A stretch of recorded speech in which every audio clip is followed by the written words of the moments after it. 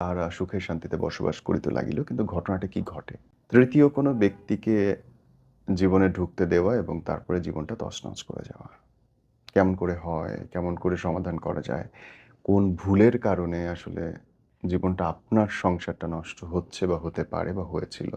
আজকের গল্পটা দেখলে সেরকমই একটা আভাস পাবেন আপনি। আমাদের চ্যানেলটা সাবস্ক্রাইব করবেন দয়া করে, ভিডিওগুলো শেয়ার করবেন। আমরা চেষ্টা করছি আমাদের ছোট্ট প্রচেষ্টার মাধ্যমে সমাজে ইতিবাচক পরিবর্তনগুলো আনতে, অপরাধ যেগুলো ঘটছে সেগুলো দেখাতে।